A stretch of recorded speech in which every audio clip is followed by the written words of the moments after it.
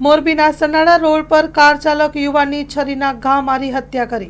મોરબી શહેરના સનાળા રોડ પર આવેલ માધવ માર્કેટ સામે ઓવરટેક કરવાની બાબતે થયેલા ઝઘડામાં કાર ચાલક યુવાનની છરીના ઘા મારી હત્યા કરવામાં આવી હતી અને ચોંકાવનારી ઘટના સામે આવી છે કે મળતી વિગતો અનુસાર સત્યમ પાનવાડી શેરીમાં રહેતા જતીનભાઈ સોની નામના યુવાન કાર લઈને જતા હતા ત્યારે બાઇક પર આવેલા બે અજાણ્યા શખ્સો સાથે ઓવરટેક મુદ્દે બોલાચાલી થઈ હતી।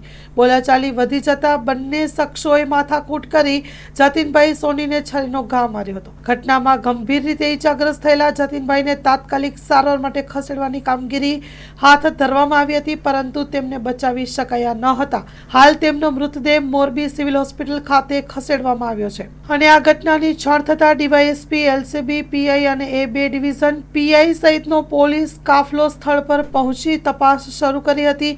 પોલીસે આરોપીઓની ઓળખ અને ધરપકડ માટે તલસ્પર્શી તપાસ હાથ ધરી છે। Story report by Himanshu Solanki, Morbi.